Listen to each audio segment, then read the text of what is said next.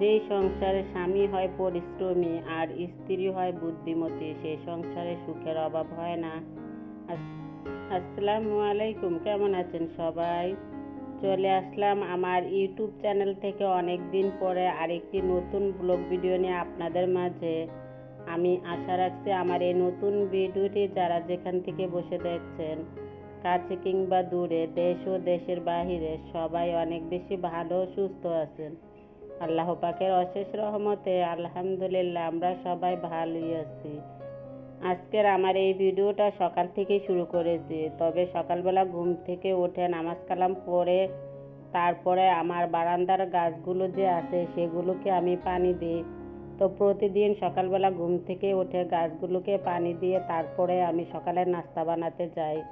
আর অনেক দিন পরে আজকের ভিডিওটা আমি আপলোড করেছি। তবে এই ভিডিওটা আমার অনেক দিনের আগেরই এডিট করা ছিল, শুধু ভয়েস দিতে পারি নাই। তো আমি অনেকটাই ঝামেলার ভিতরে ছিলাম, যার কারণে এতদিন আমি কোনো ভিডিও দিতে পারি নাই, আবার কারো ভিডিও আমি দেখতে পারি নাই। তো যাই হোক, সকালের আবহাওয়াটা কিন্তু একদমই মেঘলা মেঘলা ভাব ছিল। আর এখন যেহেতু বৃষ্টি বাদলের সিজন, তো কতক্ষণ পরপরই কিন্তু আকাশ থেকে বৃষ্টি পড়ে। তো যাই হোক, আজকে কিন্তু আমি আর ঘরে নাস্তা বানাই নাই, কারণ আমার শরীরটা খুবই অসুস্থ। কয়েকদিন যাবত অনেকটাই ঝামেলার ভিতরে আছি, আবার এমনিতেই শরীরটা খুব অসুস্থ হয়ে গেছে, যার কারণে কোনো ভিডিও আমি দিতে পারি নাই। তো যাই হোক, সবাইকে নাস্তা দিয়ে তারপরে কিন্তু আমি নাস্তা করে নিব। তো আমার বড় ছেলে আর ওর আব্বু কিন্তু এখন নাস্তা করবে। তো আমার মেজো ছেলে আবার এখনো ঘুম থেকে ওঠে নাই, তো ঘুম থেকে উঠলে তারপরেও নাস্তা করে নেবে। আর ছোট ছেলে আবার স্কুলে গেছে, তো ওর স্কুলটা যেহেতু অনেক সকালবেলা, তাই আমি অনেক ভোরবেলায় ঘুম থেকে উঠি। আর এমনিতেই আমি সকালবেলা বেশি বেলা পর্যন্ত ঘুমাতে পারি না। তো সকাল সকাল ঘুম থেকে উঠে যদি সংসারের কাজগুলো করে ফেলি, তাহলে কিন্তু সংসারের কাজগুলো অনেক সহজ হয়ে যায়। আর সংসারের কাজগুলো যদি তাড়াতাড়ি শেষ করা যায়, তাহলে দেখা যায় দুপুরের খাওয়া দাওয়ার পরে আবার বিকালের দিকে একটু আমরা ঘুমাতে পারি। তো যাই হোক, যে সংসারের স্বামী পরিশ্রমী হয় আর স্ত্রী যদি বুদ্ধিমতী হয়, সেই সংসারে কিন্তু সুখের অভাব হয় না। তো একজন স্বামী স্ত্রী কিন্তু পারে একটি সুখের সংসার গড়ে তুলতে। স্বামী যদি বাহিরে পরিশ্রম করে আর স্ত্রী যদি ঘরে বুদ্ধি করে চলে, তাহলে কিন্তু সেই সংসারটা অনেক উন্নত হয়। অনেক পুরুষ আছে যে পরিশ্রম করতে চায় না, অলস থাকে, তাদের কাজকর্ম একদমই ভালো লাগে না, তারা কিন্তু কখনোই উন্নতি করতে পারে না, তাদের ঘরে কিন্তু সবসময় অশান্তি লেগে থাকে। আর যে পুরুষরা পরিশ্রম করে, সেই পুরুষদের সংসার কিন্তু অনেক সুন্দর হয়, আবার সুখেরও হয়। আবার অনেক পুরুষকেই দেখা যায় যে বাইরে গিয়ে তারা অনেক পরিশ্রম করে, তাদের ঘরের স্ত্রী বুদ্ধি করে চলতে পারে না বা বুদ্ধিমতী হয় না, তাদের সংসারেও কিন্তু কখনো উন্নতি হয় না। আর একটি সংসারের সুখের জন্য স্বামী স্ত্রী দুজনেরই ভূমিকা থাকে। যাই হোক, আপনাদের ভাইয়া মেশিনে কাপড়গুলো দিল আর আমি এর ফাঁকে একটু ভিডিও করে নিলাম। তো মেশিনটা অন করে দিয়ে তারপরে ঘরের বাকি কাজগুলো করে ফেলবো।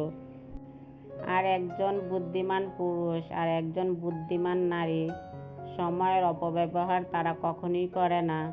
তারা সব সময় সময়ের কাজ সময়েই করতে পছন্দ করে।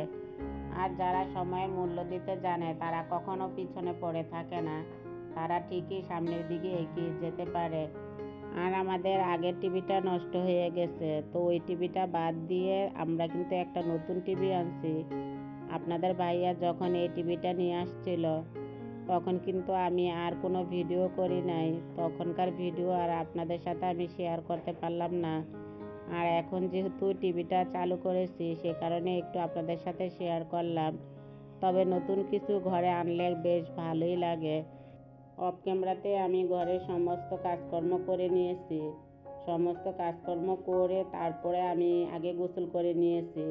গোসল করে নামাজ কালাম পড়ে তারপরে আমি রান্না করার জন্য চলে আসলাম। আর দুপুরবেলায় আবার আমাদের লাইনের চুলাতে একটু গ্যাস আসে, সে কারণে গ্যাস আসলে আমি রান্নাটা করি।